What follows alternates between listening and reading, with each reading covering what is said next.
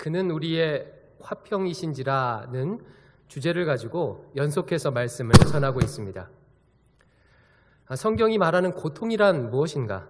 그 근원은 무엇이고 어떻게 그 고통에서 벗어나서 참된 샬롬을 누릴 수 있는지 새벽마다 나누고 있습니다. 오늘 설교는 그 연장선에 있습니다.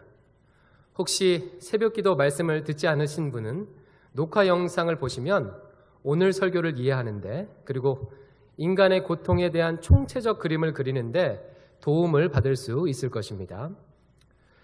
오늘 다룰 고통의 문제는 부부 사이의 갈등입니다. 부부간의 샬롬은 세상 그 어떤 관계보다 중요하죠. 하나님은 모든 관계의 기초를 부부에 두었습니다. 아담과 하와를 창조하시고 그 둘을 하나로 만드시고 그 관계의 기초 위에 다른 관계들이 세워지도록 했습니다. 따라서 부부관계의 샬롬이 깨지면 다른 관계들도 흔들릴 수밖에 없는 것이죠. 부부가 갈등하면 자녀의 인격과 성장에 영향을 미치고 그것은 그대로 이웃과 교회에, 더 나아가서 사회에도 영향을 주게 되는 것입니다. 그런데 안타깝게 이렇게 중요한 부부관계가 깨져서 고통하는 가정이 너무나도 많습니다. 부부가 사랑해서 만났지만 서로를 존중하고 아껴주는 것이 아니라 서로의 영혼을 파괴하며 고통을 주고받는 경우가 너무나도 많습니다. 다른 관계들은 갈등하게 되면 조금 거리 두기라도 할 수 있는데 부부는요, 모든 삶을 함께 나누다 보니까 쉼없이 갈등하고 쉼없이 부딪히고 쉼없이 서로를 파괴합니다. 그래서 어떤 신학자는 이렇게 말했습니다. 이 땅에 살면서 천국을 미리 경험하고 싶으면 부부가 사랑하라.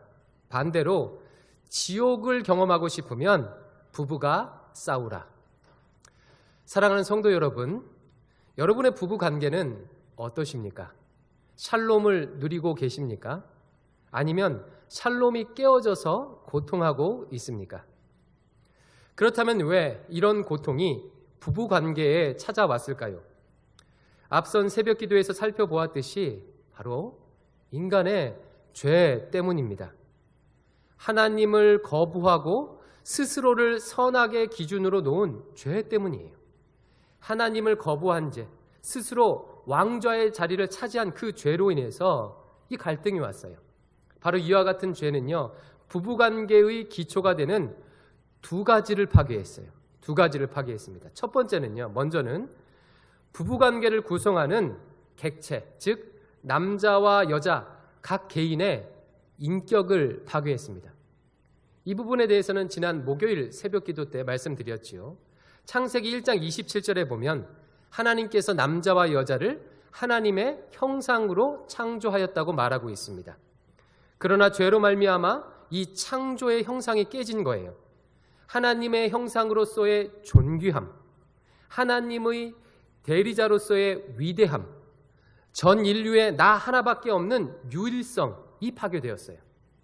죄가 지배하는 세상에서 존귀함과 위대함과 유일함을 잃어버린 채 비참한 대접을 받고 살아가는 것이 바로 인간들의 모습입니다. 그래서 죄의 지배 아래 살아가는 모든 인간은 하나님의 형상이 깨어져서 자존감은 아주 낮고 또한 죄로 인해 스스로를 선악의 기준으로 놓았기 때문에 자존심은 아주 센 기이한 모습으로 살아갑니다. 이렇게 자존감이 낮고 자존심은 센 남자와 여자가 만나 부부를 이루었기 때문에 갈등하지 않을 수가 없는 거죠. 자존감이 낮기에 남편과 아내가 하는 사소한 말이나 행동을 사소하게 받지 못해요. 자신의 존재에 상처를 주는 것으로 받습니다. 반면 자존심이 세다 보니까 나는 옳고 상대는 그르다고 여겨서 서로 싸울 수밖에 없습니다. 심리학자들이 말하기를요, 특히 한국 남성들이 부모, 특별히 아버지의 영향으로 자존감은 매우 낮고 자존심은 매우 세다고 말합니다. 그래서 다른 자신과 남을 존중할 줄은 모르면서 자신이 옳다고 주장하기는 매우 잘한대요. 그러다 보니까 어떻습니까? 사람들과 어울리지 못하고 자연인으로 사는 것을 제일 속편하게 생각합니다. 그래서 우리나라 방송에 나는 자연인이다가 장수하는 프로그램 아닙니까? 이처럼 죄로 인해 하나님의 형상이 깨졌기에 부부는 갈등할 수밖에 없는 것입니다. 두 번째로요, 죄가 부부관계에 있어서 파괴한 두 번째 것은 무엇이냐면 하나님의 다스림을 파괴했어요. 하나님의 다스림. 얼핏 보면 부부관계는 남자와 여자 두 사람이 만나서 형성한 관계처럼 보여요. 하지만 성경은 부부란 남자와 여자만 만난 것이 아니라 하나님께서 함께해서 형성된 관계라고 말하고 있어요. 오늘 본문 창세기 2장 24절을 같이 한번 읽어보겠습니다. 시작. 이러므로 남자가 부모를 떠나 그의 아내와 합하여 둘이 한 몸을 이룰지로다. 하나님께서 아담과 하와를 창조하시고 이렇게 선언하셔요. 둘이 한 몸을 이룰지로다. 여기서 하나님이 말씀하신 한 몸을 이룰지로다는 것은 그냥 설명이 아니에요. 하나님의 선언입니다. 빛이 있으라 말씀하심으로 빛이 있었고 해달별이 있으라 말씀하심으로 해달별이 있었던 것처럼 한 몸을 이룰지로다 하심으로 남자와 여자가 하나 된 거예요. 하나님께서 짝지어 주신 것입니다. 그래서 마가복음 10장 9절에서 예수님은 이 구절을 그대로 인용하시면서 이렇게 말씀하셔요. 제가 읽어드릴게요. 그러므로 하나님이 짝지어 주신 것을 사람이 나누지 못할지니라. 즉 부부관계는요, 하나님, 남편, 아내 이 셋으로 이루어진 관계입니다. 그리고 이 관계의 주도권은 누가 가지고 있습니까? 하나님이 짝지어 주셨기에 하나님이 가지고 있어요. 남자와 여자에게, 사람에게 있는 것이 아니고 하나님께서 이 관계의 주도권을 가지고 있습니다. 따라서 하나님께서 만드신 이상적인 부부관계는 어떤 모습일까요? 바로 이 삼각형의 모습이에요. 남자와 여자, 이 1차원이 아니고 삼각형의 모습입니다. 이 삼각형이 온전한 것이 부부관계, 이상적인 부부관계의 모습이에요. 그러나 죄는 이 관계를 끊어놓았죠. 인간이 하나님을 거부하고 스스로 왕으로 선언한 이후 이 관계가 완전히 깨졌어요. 가정에서 하나님이 다스리는 것이 아니라 하나님을 거부했기에 이제는 남자와 여자가 서로 다스리려고 투쟁을 벌이는 투쟁의 장이 되었습니다. 요즘은 그런 말을 듣기가 어려운데요.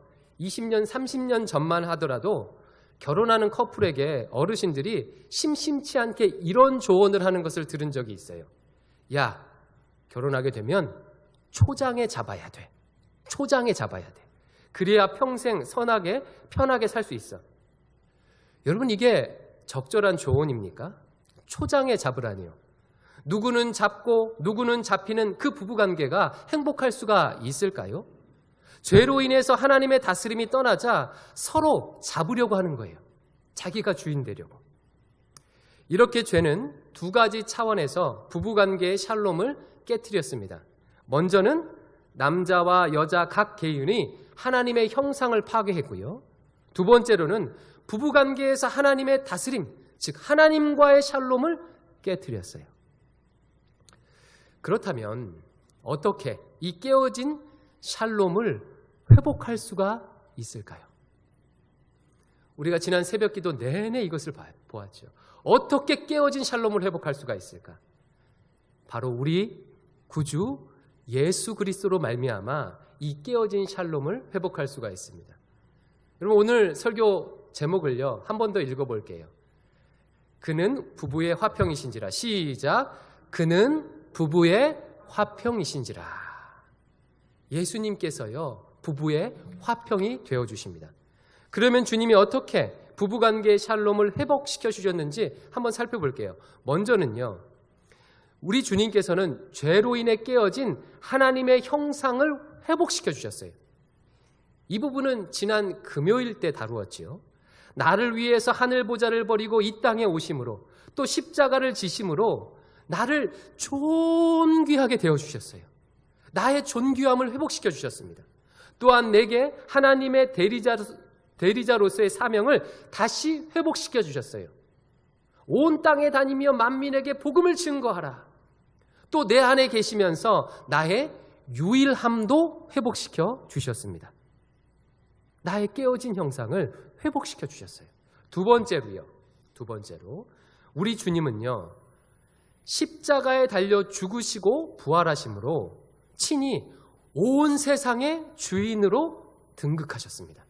빌립보서 2장 5절부터 11절까지의 말씀을 보면 이런 말씀이 적혀 있는데, 주님은 원래 하나님과 본체시지만 자기를 낮추셔서 인간이 되셨고 죽기까지 복종해서 십자가를 지셨다고 주님이 행하신 일을 말하고 있어요.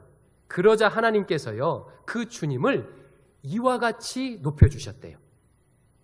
9절부터 11절까지 어떻게 높여주셨는지 한번 읽어볼게요. 9절부터 11절입니다. 시작. 이러므로 하나님이 그를 지극히 높여 모든 이름 위에 뛰어난 이름을 주사 하늘에 있는 자들과 땅에 있는 자들과 땅 아래에 있는 자들로 모든 무릎을 예수의 이름에 꿇게 하시고 모든 입으로 예수 그리스도를 주라 시인하여 하나님 아버지께 영광을 돌리게 하셨느니라. 아멘. 십자가에 달려 죽으신 그 예수님께서 어떻게 되셨다고요? 하늘에 있는 자들과 땅에 있는 자들과 땅 아래에 있는 모든 자들이 예수님 이름 앞에 무릎을 꿇게 되었대요. 즉, 온 세상의 주인이 되셨어요. 다시 말하면 온 세상의 왕으로, 통치자로 우리 예수님께서 등극하신 거예요. 십자가를 지시고 부활하신 주님은 온 세상의 주인이시자 온 세상을 다스리는 분이십니다. 하늘과 땅의 모든 권세가 우리 예수님께 있습니다. 아멘. 그렇다면 이것이 부부관계에 있어서 무엇을 의미할까요? 우리 부부를, 내 가정을 예수님께서 친히 다스리신다는 것을 의미합니다.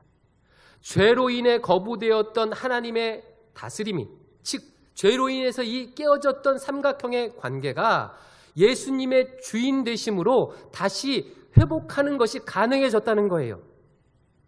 예수님께서 회복시키신다는 거예요. 이게 가능해졌어요. 따라서 부부간의 샬롬을 회복하는 가장 중요한 방법은 먼저는 나의 깨어진 형상을 회복시켜 주신 예수 그리스도를 만나고 영접하는 거예요. 그리고 두 번째로는요, 온 세상의 왕이신 예수님을 부부의 주인으로 모시는 것입니다.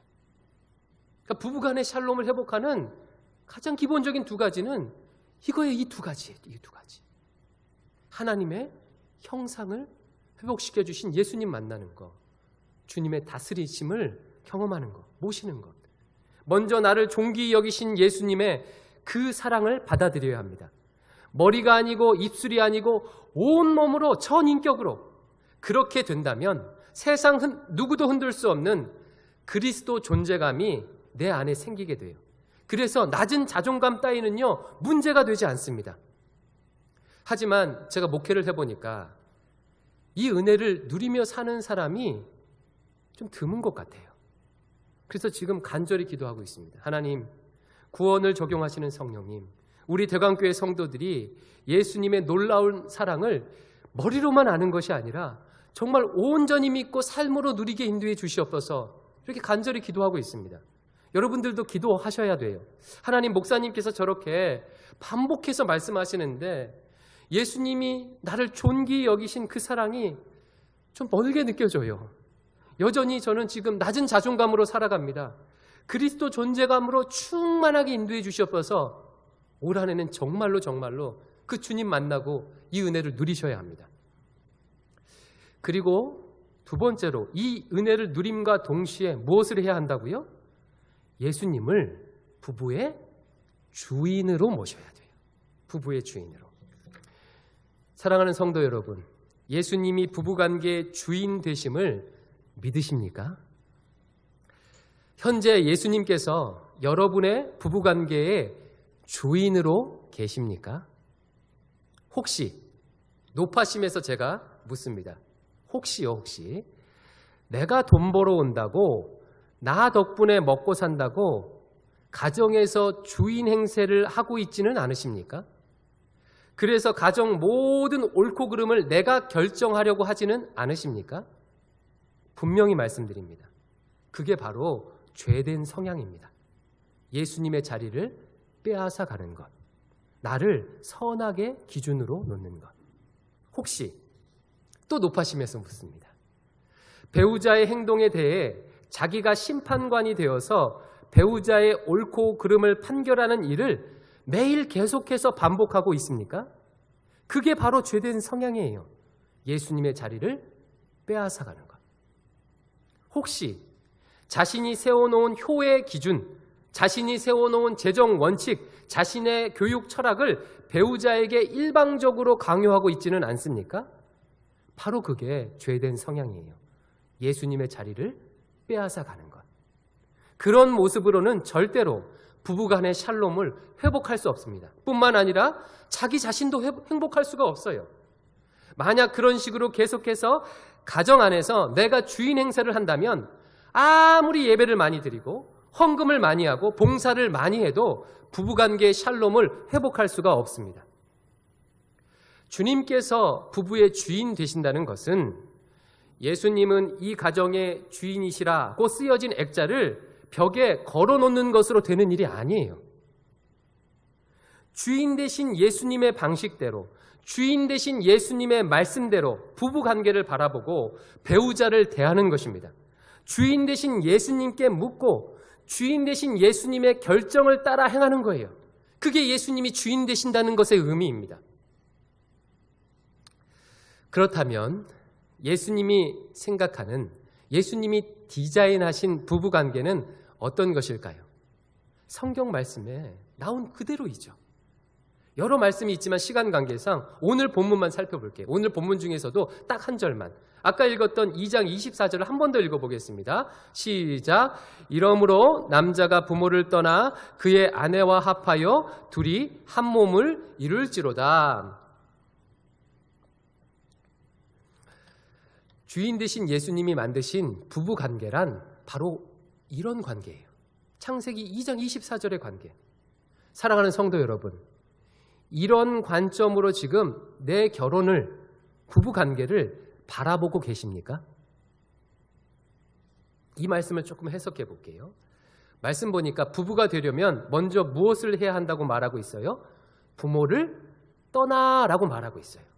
부모를 떠난다는 말이 무슨 뜻이죠? 부모를 떠나라는 것은 부모와 연을 끊어라, 효도를 하지 말라, 이런 의미가 아니죠. 성경은요, 세상의 어떤 종교보다도 효도를 강조합니다. 10계명 중에 인간과의 관계를 나타내는 제일 첫 계명이 무엇이죠? 내 부모를 공경하라, 내 부모를 공경하라. 그렇다면 부모를 떠난다는 것은 무슨 뜻입니까? 쉽게 말하면 독립된 성인으로 선다는 것을 의미해요. 과거에는 정서적으로, 경제적으로, 인격적으로, 육체적으로 부모의 도움을 받다가 이제는 내 인생 내가 책임질 수 있는 상태로 선다는 것을 의미해요. 한편 부모의 입장에서는 이제 자녀를 독립된 성인으로 인정하고 떠나 보내는 것이죠. 부모는 부모의 독립된 인생으로, 자녀는 자녀의 독립된 인생으로 사는 것입니다. 이것이 먼저 되어야 결혼할 수 있는 거죠. 여러분, 너무 당연한 말 아닙니까? 그렇죠? 너무나도 자연스럽고 당연한 말이에요. 그런데요, 이게 안 되는 가정이 너무나도 많아요. 부모가 계속해서 모든 것을 책임지다 보니 독립하기도 어렵고, 그래서 마마보이, 파파걸, 마마걸이 정말 너무나도 많습니다. 반면 부모도 자녀를 독립시키지 못하고 계속해서 책임지다 보니까 모든 것을 소진해요. 나중에는 자녀에게 의존하지 않으면 살 수 없는 경우가 정말 많이 있습니다. 다시 한번 말하지만 여기서 말하는 독립이란 경제적인 것뿐만 아니에요. 정서적, 인격적, 시간적, 육체적 모든 것을 포함하는 거예요. 그래서 저는 청년들이 결혼 상담을 하자고 오면 가장 많이 권면하는 것이 독립하라는 거예요. 부모의 그늘 아래 있지 말고 죽이 되든 밤이 되든 독립해서 스스로 자기 인생을 자기가 책임지라. 그래야 또 다른 가정을 꾸릴 수 있는 자격이 주어지는 것이다 라고 그렇게 권면합니다. 그렇다면 질문이 하나 생기죠. 목사님, 성경에서 효도도 하라고 하고 또 부모와 독립하라고도 하면, 그러면 저희 부부가 양가 부모님과 어느 정도 거리를 두는 것이 적절할까요? 라는 질문이 생겨요. 여러분, 어느 정도가 적정한 거리일까요? 부모에게 효도하려면 가까워져야 하고 또 독립하려면 일정 부분 멀어져야 하는데 어느 정도 거리를 둬야 합니까? 성경은요, 부부가 양가 부모와 어느 정도 거리를 두어야 하는지 명확하게 말하고 있어요. 오늘 본문을 다시 읽어볼게요. 오늘 본문 2장 24절입니다. 시작. 이러므로 남자가 부모를 떠나 그의 아내와 합하여 둘이 한 몸을 이룰지로다. 자, 발견하셨어요? 우리 부부가 친정과 시댁과 어느 정도 거리를 유지하라고 지금 성경이 말하고 있어요. 이거 발견하셨으면 대단한데, 지금 말씀 보니까 부부는 어떤 관계라고 말하고 있습니까? 한 몸이래요. 거리가 없대요. 남편과 아내가, 그리고 남편과 아내가, 아내와 남편이 완전히 하나래요. 그렇다면 부모와의 거리는 어느 정도가 되어야 하죠? 내 배우자보다 먼 거리. 이것이 성경이 말하는 결혼한 부부와 양가 부모와의 거리예요. 세상 그 어떤 관계도 부부 관계보다 더 가까워서는 안 됩니다. 내 부모가 내 배우자보다 더 가까우면 안 되는 거예요. 이것은 자식 관계하고도 마찬가지예요. 자식보다 누구와 더 가까워야 돼요? 내 배우자와, 남편과 아내와 더 가까워야 돼요. 만약 어떤 아내가 무슨 일을 결정할 때 남편하고 상의하지 않고 자기 어머니, 친정 어머니, 아버지와 상의하고 결정한다면 이게 되는 일입니까? 그러면 안 된다는 거예요. 부모와 가깝게 지내는 것은 좋으나 자기 배우자보다도 가까우면 하나님이 세우신 가정의 질서를 깨뜨리는 것이고 부부간의 샬롬이 깨뜨리는 원인이 되는 거예요. 왜 여성들이 효자 남편을 힘들어합니까? 자기 남편이 효도를 잘해서가 아니에요. 효도하면서 돈을 많이 써서 그게 힘든 게 아니에요. 남편이 아내인 자기보다 시부모와 더 가깝다고 느껴지기 때문에 그래요. 만약 내 남편이 나와의 관계를 어떤 관계보다 우선으로 둔다면, 즉 시부모보다 내 관계를 우선으로 둔다는 확신이 있으면요, 아내도 즐겁고 기쁘게 효도에 동참할 거예요. 그게 안 되기 때문에 그래요. 부부관계는 한 몸입니다. 경제적으로도요, 서로 두 주머니를 차면 안 돼요. 갈등의 씨앗이 될 것입니다. 모든 것을 투명하게 오픈하고 함께 결정하고 함께 상의해야 돼요. 이것이 부부의 주인 되신 예수님의 결혼에 대한 디자인이에요. 예수님의 가르침입니다. 제가 결혼 주례를 부탁받으면 주례할 때 꼭 거의 빼놓지 않고 제가 경험한 것을 말하는 게 있는데요. 제가 신학 공부를 시작할 때, 그러니까 신대원에 가려고 할 때요, 캠퍼스에 있었던 제 은사님께서 제게 이런 말을 해준 적이 있어요. 야, 네가 신학 공부를 하면 나중에 대형교회 담임 목사가 될 수도 있을 텐데 그거 너 말고 할 사람 있니 없니? 아이고, 할 사람이 있겠죠. 줄을 섰겠죠. 그럼 네가 신학 공부를 열심히 해서 공부를 잘하면 나중에 큰 신학교의 교수가 될 수도 있을 텐데 그거 너 말고 할 사람이 있겠니 없겠니? 아이고, 그것도 줄을 섰겠죠. 할 사람 많죠. 그렇다면 혜령이의 남편 역할은 너 말고 할 사람 있겠니 없겠니? 저 말고 할 사람이 없어요. 그 짧은 질문을 통해서 하나님이 내게 주신 우선적인 역할이 무엇인지 깨달았습니다. 여러분, 부부는요, 아무도 대체할 수가 없어요. 가장 가까운 관계입니다. 불행하게 사는 사람들의 특징이요, 가깝게 지내야 하는 사람하고는 멀게 지내고 좀 멀리 지내도 되는 사람하고는요, 가깝게 지내는 거예요. 그래서 괴로운 거예요. 성경이 뭐라고 얘기합니까? 부부는 한 몸이래요. 한 몸. 이것이 부부관계에 대한 성경적 관점이에요. 예수님이 우리 부부의 주인 되신다는 것은 바로 이와 같은 주님의 관점으로 부부관계를 바라보고 이 말씀에 순종한다는 것을 의미합니다.